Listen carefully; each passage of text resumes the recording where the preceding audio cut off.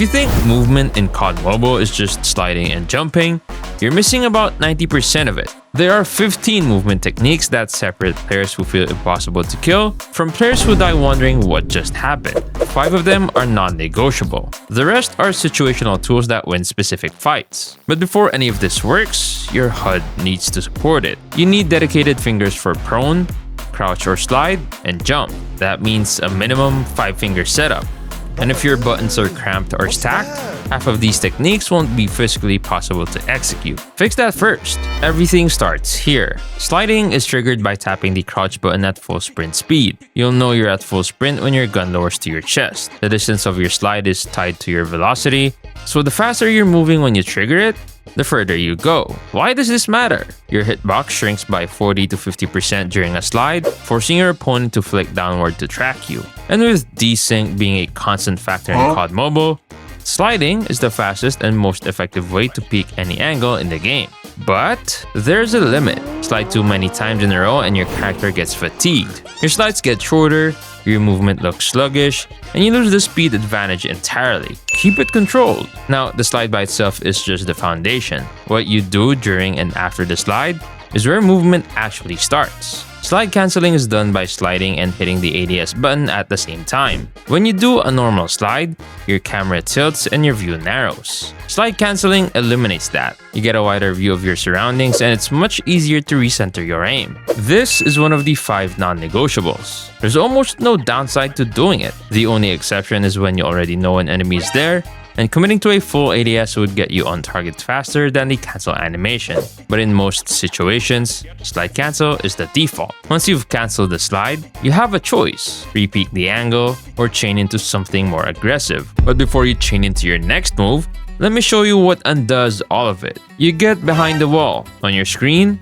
you're perfectly in cover, but you still die. Or an enemy peaks your angle, and by the time they appear on your screen, you're already dead. You didn't even get a chance to react. Every COD Mobile player has felt this. What's happening is simple. Your connection is taking a slow, messy route to the game server. You can have the best movement and the fastest device, but if you and the server are out of sync, you lose. You're behind the wall on your phone, but on the server, you're still standing in the open. No amount of movement technique fixes that. That's why I use Exit Lag Mobile. It finds the most direct route for your connection across 1,000 servers worldwide. One tap, and it stabilizes your ping in the background for over 1,300 mobile games. So when you slide into cover, the server actually agrees that you're in cover. You're about to learn 13 more movement techniques in this video, but every single one of them depends on your game responding the instant you touch your screen. If you're serious about your gameplay, lock your connection down first. Download Exit Lag Mobile right now and try it for free for 3 days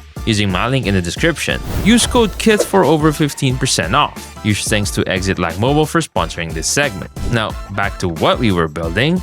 You've got the slide and the slide cancel down. The next step is adding aggression to it.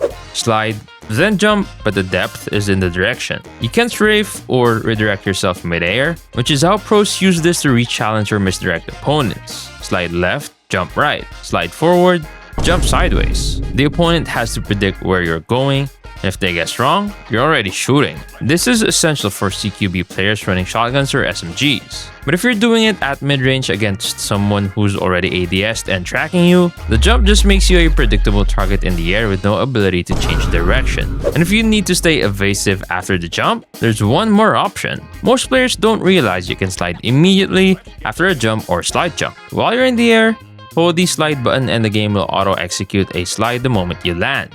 This chains your movement together without any pause. Use this specifically to take cover when an AR or sniper is picking at you from range. But know that it kills your velocity. You'll come out of the dolphin slide significantly slower than you went in. It's an escape tool, not a rotation tool. Wall sliding cancels out the standing up part of your slide animation. Slide against the wall, look away from the wall, then repeat. As long as you have something to bump against, you can spam this endlessly, and it makes you significantly harder to hit because you're constantly in the low profile slide animation. This works with any gun and any playstyle. No real downside except that each slide displaces your crosshair level. So make sure you're recentering after every bump, or you'll round the corner with your aim pointed at the floor and die for it. Slides get you into position. Peaks are how you use that precision to get information or kills. The goal here isn't to kill, it's to bait. Show just your shoulder around the corner, maybe a sliver of your arm, and immediately pull back.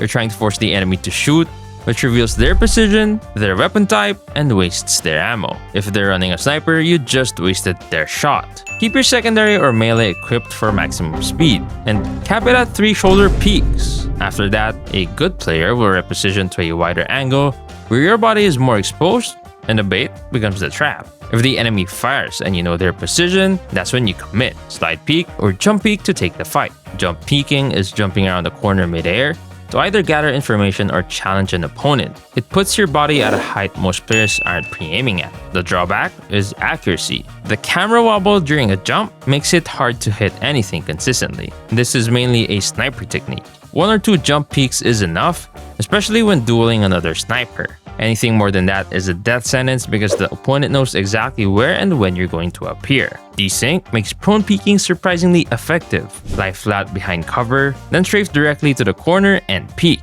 Or, if you're behind something with a head glitch, you can surprise enemies who are pre-aiming chest height while you're shooting from ground level. The counter scenario is obvious. If you're prone in the open with no cover on your flanks, you're a stationary target that can't move. Only do this when you have solid cover on at least 2 sides. The ultimate head glitch tactic. Get behind a car, crate, or any chest high cover and spam the crouch button, alternating between standing and crouching while firing. Use it in regular rhythm. Stand up, fire 2 shots, wait half a second, fire 1 shot, crouch. Be unpredictable, but be cautious against ARs, semi-auto marksman rifles, and bolt-action snipers. If they time your rhythm, the standing up motion lines your head up perfectly for a headshot. Against those weapon types, keep the rhythm short and irregular or don't crouch spam at all. These next techniques are about surviving when you're already in the gunfight. Most players do this wrong. They spam left and right on the camera stick, but keep their movement joystick straight. The correct way is to keep both thumbs parallel. Think of it as a string connecting them.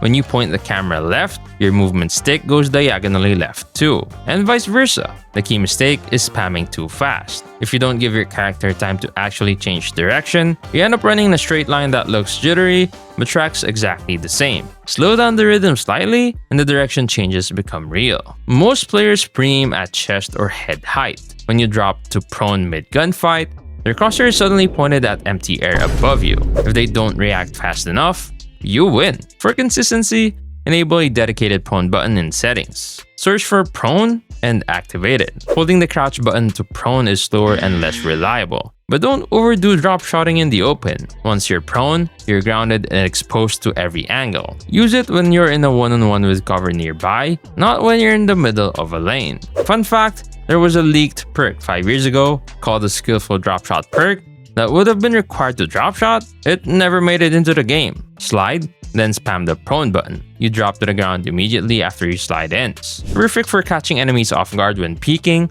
or for getting under cover fast when you're being shot at. Same rule as drop shotting. Overdoing this in the open with multiple angles exposed will get you killed. You're on the ground with no mobility. Use it for quick peeks and emergency cover, not as a default habit. Mobility has been the #1 priority in the meta for years. Gung-Ho lets you reload while sprinting, hipfire while moving, and use hipfire based operators without stopping. It's mandatory on almost every loadout. The only exception is if you're playing a passive anchor role, where sustainability matters more than speed. In that case, toughness for the extra flinch resistance is more valuable. But for everyone else, Gung-Ho dominates. Skulker increases your walking and strafing speed by 12%. When you're ADS, you're still essentially walking speed, which makes you incredibly hard to track in a strafe fight. The catch is it's a red perk, so you're placing lightweight for it. And if you're not used to the faster strafe speed, you'll overshoot your own aim. Only use this in Search and Destroy where the slower, more deliberate pacing rewards the strafe advantage. Instead of mantling through a window